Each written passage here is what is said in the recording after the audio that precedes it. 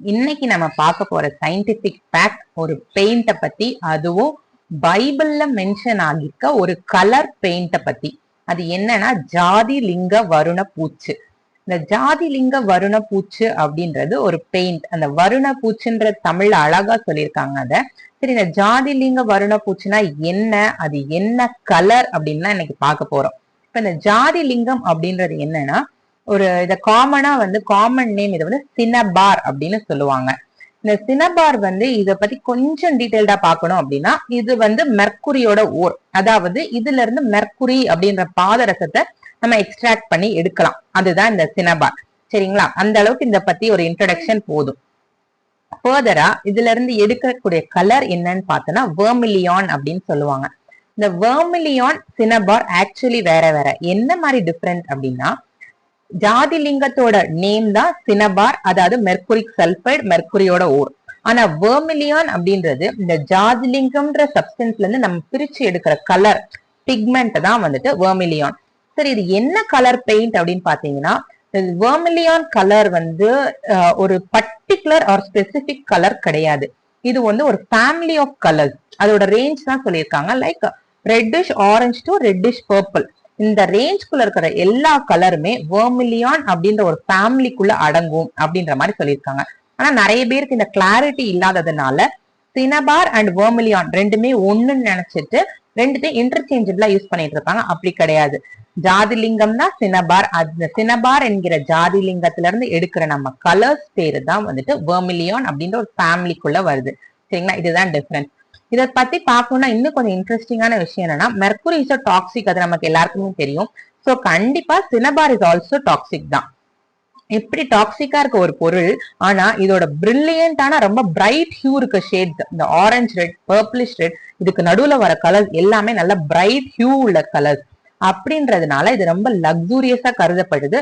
And இன்னொரு ஒரு விஷயம், இதை எக்ஸ்ட்ராக்ட் பண்ணி கொண்டு வர்றதுக்கு, மைன் பண்ணி அதுல இருந்து கலர் எடுக்கிறதுக்கு ப்ராசஸ் ரொம்ப அதிகம். அப்படின்றதுனால இது கொஞ்சம் எக்ஸ்பென்சிவ் கூட.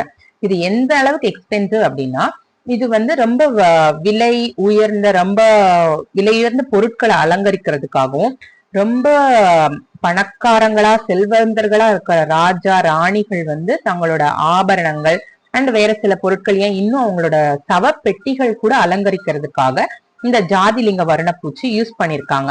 இப்ப ரொம்ப காமனா நமக்கு ஹிஸ்டரி கொஞ்சம் ஆராய்ச்சி பாக்குறப்ப, ஒரு குவீன், ரெட் குவீன் அப்படின்னு சொல்லிட்டு ஒரு குவீன் இருந்திருக்காங்க. இந்த குவீனுக்கு அவங்களோட சவப்பெட்டி மேல நிறைய அந்த காலத்துல சவப்பெட்டிகள் மேலேயே தான் ஸ்கல்ப் பண்ணிருப்பாங்க. அவங்கள பத்தின ஏதாவது குறிப்பான டீடைல்ஸ், அவங்க பிறந்த வருடம், இறந்தது, ஏதாவது ஒண்ணு அவங்கள பத்தி ஸ்பெஷலா இருக்கிறது அதுல ஸ்கல்ப்சர் மாதிரி அந்த சவப்பெட்டியோட மூடி மேலேயே ஸ்கல்ப் பண்ணிருப்பாங்க. சோ ரொம்ப வருஷங்கள் கழிச்சு ஆர்கியாலஜிஸ்ட் எடுக்கிறப்ப அது பிரேக் ஆகாம உள்ள இருக்கிற அந்த உடம்ப அண்ட் அதுக்குள்ள இருக்க பொருட்கள், சவப்பெட்டிக்குள்ள இருக்க பொருட்கள் ஆராய்ச்சி பண்ணணும். சோ அதனால ரொம்ப கேர்ஃபுல்லா லிஃப்ட் பண்ணுவாங்க. அப்படி இந்த ரெட் குவீன் அப்படின்ற நம்ம முன்னோர்கள் காலத்துல வாழ்ந்த இந்த ரெட் குவீனோட சவப்பெட்டியை திறக்கிறப்ப ஒரு 14 மணி நேரம் திறந்திருக்காங்க. அந்த சவப்பெட்டியை ஒரு 20 சென்டிமீட்டர்ஸ் தான் ரைஸ் பண்ணிருக்காங்க. It took 14 hours. அப்படி திறந்து உள்ள பாக்குறப்ப நிறைய ஏகப்பட்ட காஸ்ட்லியான ஜுவல்லரிஸ் அண்ட் அவங்க யூஸ் பண்ண நிறைய பொருட்கள் இருந்திருக்கு. அது எல்லாமே இந்த ஜாதி லிங்கத்தினால பூசப்பட்டிருக்கு. இன்னொன்னு லாக்வர் வேர் அப்படின்னு சொல்றாங்க. ரொம்ப உங்களுக்கு புரியுற மாதிரி சொல்லணும்னா, இப்ப நமக்கு ரொம்ப வெல் நோன் அண்ட் ஃபேமஸான பிராண்ட் டப்பர் வேர் அப்படின்ற ஒரு பிராண்ட் கண்டிப்பா எல்லாரும் அட்லீஸ்ட் கேள்வியாவது பட்டிருப்பீங்க. இந்த டப்பர் வேர் மாதிரி லாக்வர் வேர் அப்படின்னு சொல்லிட்டு ஒரு இது இருக்கு. இந்த லாக்வர் வேர் எங்க ஃபேமஸ் அப்படின்னா சைனால ஃபேமஸ். எதனால அப்படின்னா, இந்த சைனீஸ்ல என்ன பண்றாங்கன்னா, ஒரு பொருளை அலங்கரிக்கிறதுக்காக ரெசின் கோட்ஸ் இல்லைன்னா வேக்ஸ் கோட்ஸ் இல்ல பிளான்ட்ஸ்ல இருந்து எடுக்கிற சாப்பை கோட் பண்றாங்க. ஒரு தடவை கோட் பண்ணி காய வைக்கிறது, ஒரு மறுபடியும் கோட் பண்ணி காய வைக்கிறதுன்னு சொல்லிட்டு பல தடவை இப்படி பண்றாங்க.